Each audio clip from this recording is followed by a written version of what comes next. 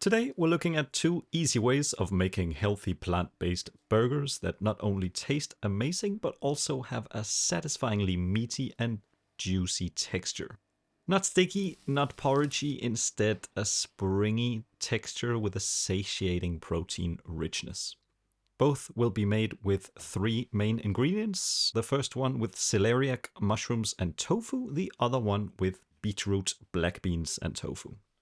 For the mushroom burger, I start by chopping 250 grams of oyster mushrooms. I have a good plug for oyster mushrooms, so I get these big, beautiful bastards at a good price, but you could easily use a cheaper mushroom if you want to save some money. It's up to you how finely you want to chop your mushrooms. The finer you chop them, the better your patty will stick together, but the coarser pieces of mushroom will give your patty a nice bite and textural variety. To fry my mushrooms, I always start in a dry pan on a high heat with some salt to get rid of a bit of their moisture. When they've then reduced about 50% in size, I add some oil and keep frying until I get some nice brown crispy bits. The more browning, the more umami you have in your patty, so a lot of nice Maillard reaction is nice here. While my shrooms are frying, I peel and grate 250 grams of celeriac on the fine side of my box grater. The more water you can squeeze out of the celeriac, the better the texture of your patty will be in the end, so squeeze it well.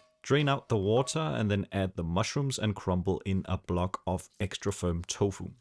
To our basic ingredients, we need to add some seasoning and something to make the proteins stick together. The binding agents here are oats and potato starch, and for seasoning I add mustard, miso, soy sauce, garlic powder, salt and pepper, and some BBQ Spice, which is just a mix of onion powder, smoked paprika, and cayenne. Mix it all up until you have a texture that will hold its shape as a patty. You could fry the patties right away, but it actually gets even better if you let this mixture sit for half an hour in the fridge. This lets the oats and starch fully hydrate, making it even more cohesive. For the beetroot and bean burger, the procedure is roughly similar. Grate the beetroot and get rid of the juice, or enjoy it as a mediocre cocktail, it's up to you. To the grated beetroots, I add a can of drained black beans, which I mash up a little bit. You don't want a fine paste, but rather a coarse mash with a few whole and half beans in between. I add a block of tofu and then exactly the same binding agents and seasoning as before. Check that it sticks together and then let it rest for half an hour. Both of these recipes yield about 6 patties of 100 grams. The mushroom patty is a little porous as the mushrooms don't provide any stickiness, so make sure you press the patties together quite nicely. The beetroot patty, however, is very easy to work with as the beans make it very moldable.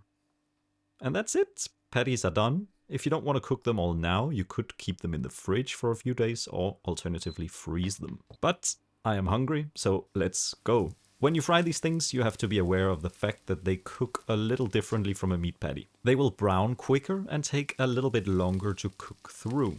Therefore, you have 2 options. Either you fry them on a medium to medium-low heat for 5 minutes on each side, preferably in a thick bottom pan like stainless steel or cast iron.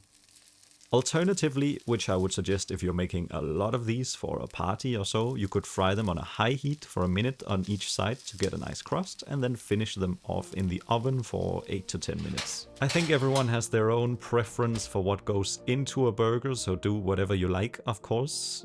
My setup starts with a nice soft bun, and then I have made some homemade vegan mayo with garlic and dill, some iceberg lettuce, spicy ketchup, tomato, cucumber, raw and roasted onions, and then some sweet Danish mustard on top. And that looks nice. For the mushroom patty, I made a truffle mayo and otherwise the same topics, and then you have some very, very good burgers.